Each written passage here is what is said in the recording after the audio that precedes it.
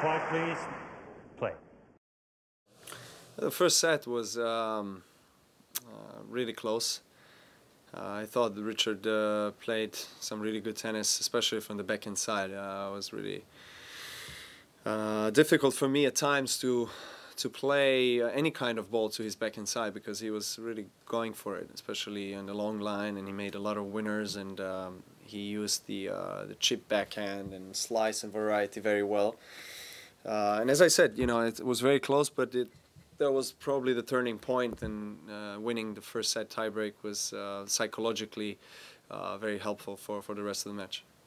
This is the tournament that got me going to play tennis and inspired me to become a professional athlete and to dream big, to be able to fight for the trophy. So when I actually have achieved it for the first time and won a trophy back in 2011, it was a dream come true. But in 2014, last year, was even more special, because I won against you know, the greatest player of all time on the grass courts, and maybe, you know, greatest player of all time overall. It's finals of of Wimbledon, and it's the most important match that any tennis player can have, and I'm gonna get myself prepared for whatever is expecting me on the court.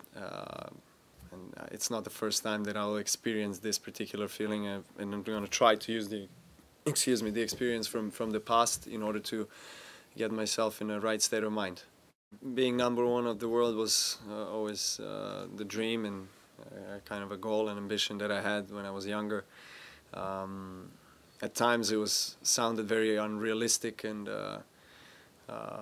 you know, for many people around, but I believed it, and my closest family and, you know, people who were really with me from the very early childhood, they believed it too, and we had that vision. So I worked very hard in order to get myself to that position, but I have to work even harder to stay there. And it's completely two different situations, two different roads that you have to take, and you know, there are obstacles on the way that you need to encounter and you need to overcome.